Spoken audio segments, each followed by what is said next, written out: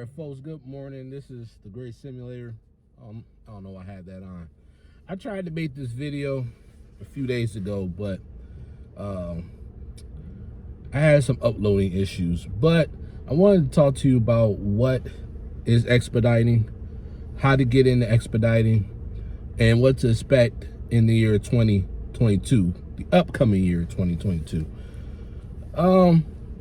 Pretty much expediting, it goes beyond your standard definition. It goes beyond, time sensitive freight. It goes beyond, time critical freight, less than truckload.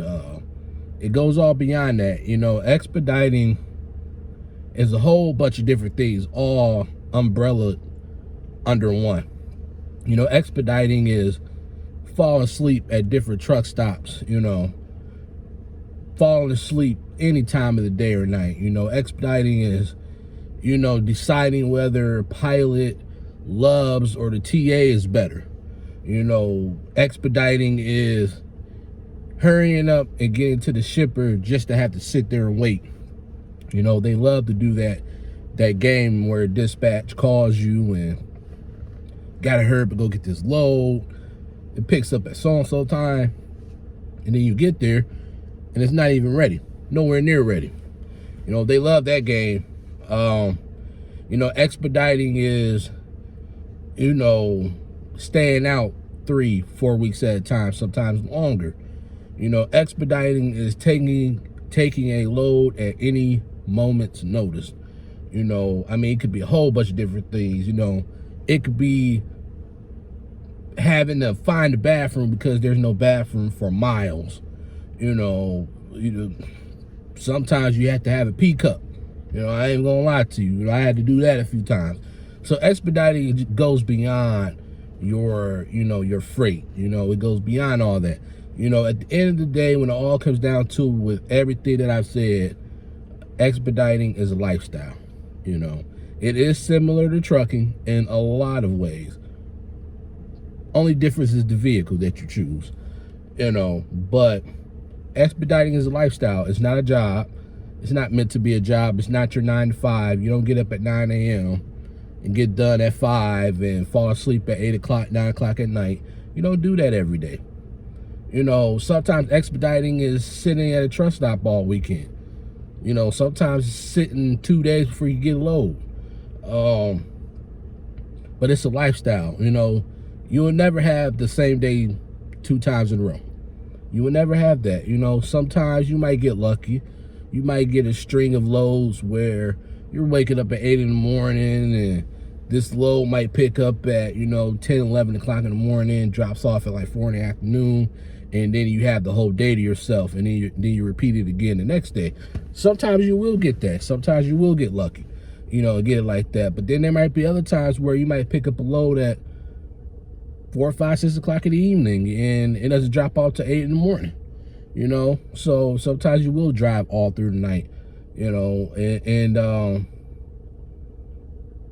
then sometimes, depending on where you're going, sometimes expediting, is traveling, difficult roads. Not every load is going to take you straight on the highway, pick up, drop off. No, sometimes you're going to have to travel these country roads. And a lot of people, they're not comfortable with, winding down, these narrow roads and stuff like this with this, 160, inch long van or whatever, So, how do you get into expediting? How can you get into expediting? First of all, start off with expeditorsonline.com. That is where I started. That is where I found my first fleet owner with XPO. I went on there, I found them. I went down to PA to pick up the van, went up to Michigan, did my orientation, and then everything happened from there. But definitely look on that website. They have a whole bunch of different options and articles and, ads on there. People or fleet owners that are looking for drivers, owner operators that are looking to, sell their truck, owner operators looking for drivers, big name companies looking for drivers, CDL A, B, what have you. I mean, just a whole bunch of different stuff. There's stories on there, you know, about the good, the bad, and the ugly about expediting. So I would definitely start there. The second place is on Facebook. I know some people have it, some people don't. But transportation, wheels, and rudders. That is a excellent place to go to. If you want to know anything about expediting and anything about a potential fleet owner, go to that page. I can't stress that enough, because on that page, people will give you the good, the bad, and the ugly about expediting. And trust me, there is good. To me, there's more good than anything, but you know, there is the good, there is the bad, there is the downright ugly about expediting. It's all out there. And if you want a group of honest people, they are the people that will tell you. If you find a fleet owner and you want to know about a particular fleet owner and you just want to see what people think, you know, ask about, hey, you know, I'm starting with so-and-so. Have anybody experienced being with this person? If so, tell me what. Most will inbox you. Some will be blunt enough to tell you right then and there, and then don't care what the fleet owner thinks. So there are fleet owners in the group that is actively looking for drivers. So that's another avenue to go to if you want to find a potential fleet owner to drive for. But again, that's the good, the bad, and the ugly about expediting, you know. They will definitely tell you that. So you know what to expect in the upcoming year. Right now, I would say, in my opinion, expediting is at a good pace. You know, again, it all depends on how you make it. Of course, with anything, January, February will be your slowest months, and you know that's coming around the corner. You got snow coming around the corner, so you know you have to prepare yourself for that. And again, going back to what I was saying earlier, you know, what is expediting? You know, one of the things is that you have to be able to travel and deliver these loads safely in any kind of weather. You know, sometimes you can see sun like you see right now, and then, you know, 2-3 hours later, you could be in a blizzard, you know. It happens. You know, sometimes you can start the day off with, you know, temperatures in the 60s, and then by nighttime be in the 20s. You know, so you have to be able to adapt to variable changes that is going on around you. But, you know, pretty much expediting is what you make it. Can you make money in expediting? You know,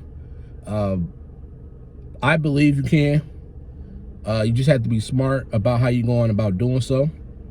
And I think one of those things that will determine whether if you make money or you don't is knowing your freight lanes. Know your freight lanes. You cannot be stressed that enough upon. Know your freight lanes, know your freight lanes, know your freight lanes. Know where to go that will make you the most money. You know, for example, you might be sitting up in Detroit, Michigan, and you might think that when they offer you a run going down to, let's say, Alabama, which might be, you know, 800-900 miles, and they're paying you, you know, I don't know, $700, you know, up front, you know, you're like, oh man, that's a good paying load, you know, take out my 60%, what have you, you know, take out maybe fuel, you know, and everything like that, and I should be still making about $300. That's a good little load for, you know, a day trip or what have you. Not thinking that if you go down to Alabama, you know, your initial, you know, $300 for that day sounds good up until now you're sitting there for, you know, a day and a half. So now, you know, that, you know, $300 potentially a day then went down to, you know, maybe, you know, $100 a day or so, you know, because you're gonna sat that long, you know. So, you know, do keep that in mind. You know your freight lanes, know your freight lanes, know your freight lanes. You know, I look at it like this: the shorter your load is, the more per mile you will get paid majority of the time. So if you had that 800-mile run, let's say going to Alabama, it might have only paid you 75 cents a mile. But if you was to take 8 100-mile trips in a week, they could pay you pretty much $1 a mile. So you go from making potentially, with the one 800-mile trip, you go from potentially making $600 at 75 cents a mile, all the way up to $800 at $1 a mile. That's an extra $200 right there, just by simply taking shorter loads. Now, that's the preference, of course, because I've met drivers that love to take the long runs, and that's fine. But if you take long runs, you have to know, you have to be smart about it. You have to, have contingencies. You have to, have backup plans in case, something don't, work out. Realize and know that when you go down there to these places, you might get stuck down there. You might not, but then I met drivers also that rather, like myself, I personally, unless I was going to Laredo, Texas, which I didn't mind going down there. Unless I was going there, I'd rather take short trips. That was my preference. My preference, which is what I put in my notes every time before I get a load, is I prefer only loads going to Ohio, Michigan, Indiana, Illinois. That's it. That's all I wanted, because I knew as long as I stayed in those few states, I knew that I will always get loads, no matter if it's January or December. I knew that if I stayed in Ohio, Michigan, Indiana, or Illinois, in my opinion, but definitely Ohio, Michigan, Indiana, I knew I was going to be constantly running. Now, the trade-off, again, is that it'll be a lot of shorter loads, but they pay more. There are friends I know in expediting that was making, I don't know, $1,600 a week, in line haul, but only did like 2 or 3 trips. And here I am, at $1,600, and I might have, done, X amount of trips, it took them, 2,000 miles to get to $1,600 line haul, but it might have only took me, 1,500 miles to do it. So, all right, sorry about that. I had to drop off a client. I'm here at work right now. But back to what I was, talking about, so now what exactly is pay like for expediting? So basically, you either usually only get paid usually one or two ways. It's either a 60-40 split or a 40-60 split. And usually, if you get a 40-60 split, the fleet owner is paying for the fuel. And if you see a 60-40 split, it's the opposite. Now, you're paying for fuel. So if you're paying for fuel, always keep your receipts, because those could be tax write-offs at the end of the year, or if you do your taxes every quarter, or however you choose to do it. When talking about pay, when you first start off in expediting, any tips I have for you with expediting, and especially when it comes to starting off, make sure you have some type of cushion with savings, money. Do not come out here in expediting with no money, because usually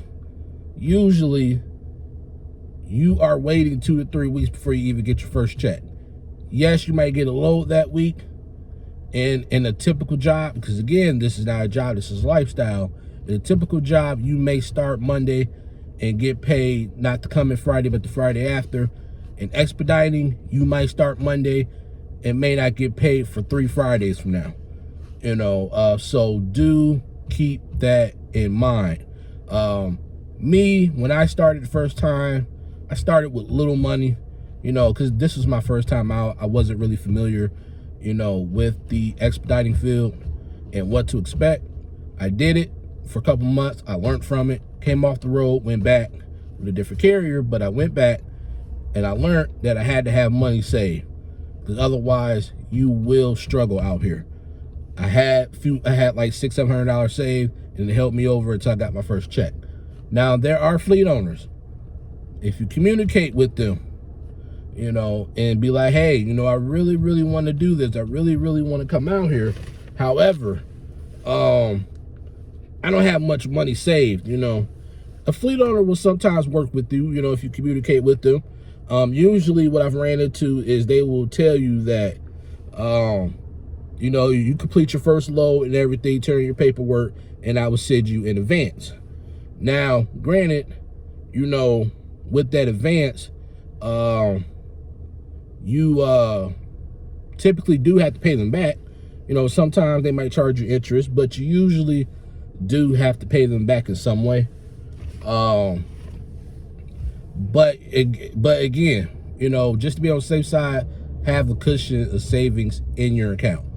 You know, because when you come out here in the expediting world, you are living out here on the road. You are out here, you figure 75-80% of the year. You know, you are out here for almost 300 days a year.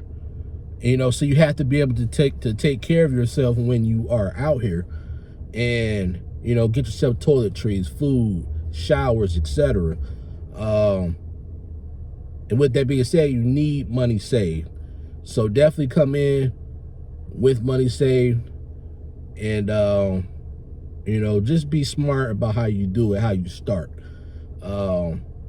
Communication, like I said earlier, communication is key. Communication is key with expediting, between you and your fleet owner, especially you and dispatch, but definitely between you and the fleet owner and stuff like that. Even with other drivers out there on the road, because with dispatch, for example, sometimes you might have to let them know that, hey, like if they see that you're late, they don't always know the reason why you're late. You know, as far as they know, you know, you're late because you left late.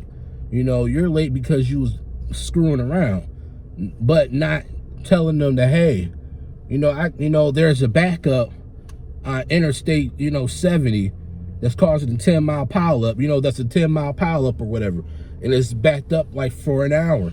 You know, I've been sitting here for an hour. You know, you let dispatch know that. They could you know, relay that to the customer, because sometimes the customers are tracking your shipments and they definitely don't know what's going on. All they know is they see you just sitting there and they don't know what the deal is. Even if you are on the interstate and there's nothing around you, they're going to assume that you're just sitting there just to sit there, so they don't know. But if you communicate with dispatch, you'd be like, hey, you know, I'm in this traffic jam, it's been an hour now. You know, they just tell the customer that, hey, they're currently in a traffic jam, it's like an hour delay right now. So then now the customer knows and everybody's happy. So definitely communicate with dispatch, communicate with your fleet owner when stuff happens to the van. You know, for example, if you have a breakdown, and a breakdown, you're gonna automatically call them. But let's say, I don't know, one of the headlights go out or something. Don't just drive around like that. Tell your fleet owner, you know, hey, you know, I noticed that when I got this van, my inverter doesn't work. You know, let your fleet owner know that. No, because as long as you don't tell him, he don't know, and you're just gonna be sitting there suffering. You know, let your fleet owner know. You know, when dispatch, I don't know, you know, try to have you do something that you don't want to do, or what have you. You know, communicate with other drivers. You know, hey, you know, here's the deal. I just passed down through there, and it's pretty hectic right now. You might want to avoid that area, go somewhere else. So, you know, communication is key with expediting. Preparedness is free. Preparedness is key with expediting. Being smart. Work smarter, not harder. Knowing your freight lanes, knowing that if you stay up in these few little states, you're not going to work as hard as if you're down in the southern states where every load you have to pretty much take. I can't think of really too much other stuff for expediting other than, just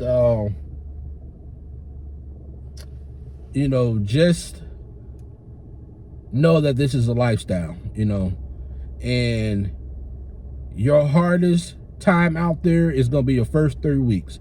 The first 3 weeks is going to make you or it's going to break you. It's going to make you stay or it's going to make you go. And even if you come with $700-800 saved, it's a lot of solitude out here on the road, a lot of solitude, and it breaks a lot of people down, so don't come into expediting with any type of personal problems, any life problems. If you have it, do not come here, because if you go into expediting with those problems, it's going to eat at you alive, because you're out here by yourself, you don't have nobody to talk to. It's going to eat you up, and then that's going to make you come off the road also. I've been there, I've done that, I experienced that. So, but that's my little spiel on what is expediting, how to get into expediting, and what to expect in year 22. This is the Great Simulator. I'm about to head back to my job because I have a meeting with them later today. And I will talk to you next time. Take care.